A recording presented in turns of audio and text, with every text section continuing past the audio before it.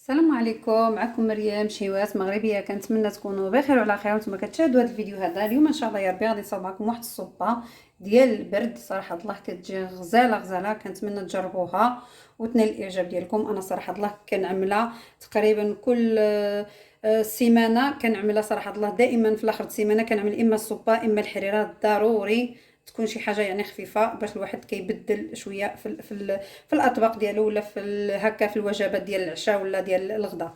المهم ان شاء الله يا ربي عندي هنايا هاد الشعريه هذه فارميسيل على هاد الشكل هذا. هاد فارميسيل انا استعملت هاد الماركه هذه، انا استعملت هنايا هاد الماركه هذه ديال الشينوا على هاد الشكل هذا، استعملت هذه. وعندي هنايا الشامبينيون حتى هو استعملت هذا الشكل هذا اللي كيكون يابس، كترطبوه من بعد ما كترطبوه كتقطعوه.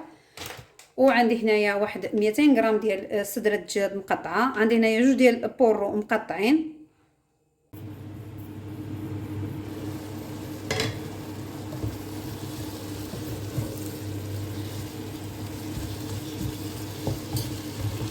من بعد ما كتقلى حتى كتنشف الماء اللي فيها، يعني داك البورو وداك الدجاج. كنزيد هنايا ديك جوج جعدات.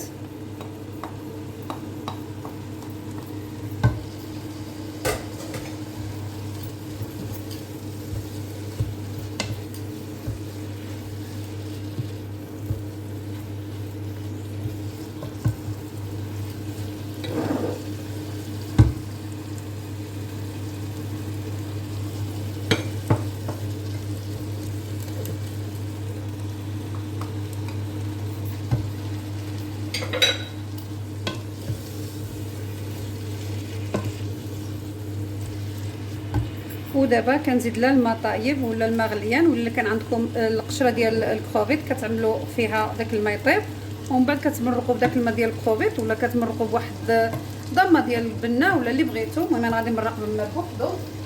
عندي هنايا الماء كيطيب، غادي نمرق هنا بالماء.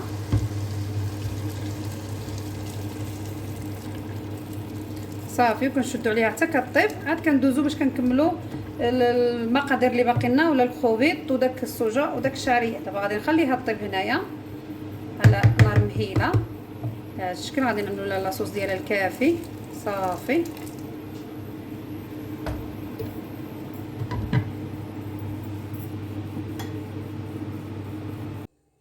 كما كتشوف معايا هذه هي الصوبه ديالي وجدات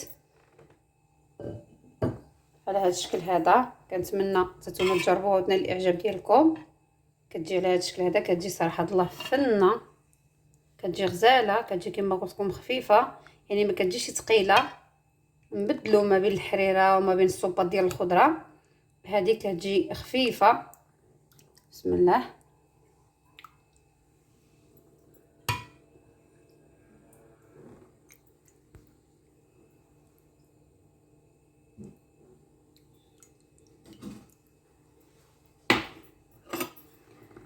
وكتجي على هذا الشكل هذا، بالصحه والراحه، والسلام عليكم، الى فيديو قادم ان شاء الله.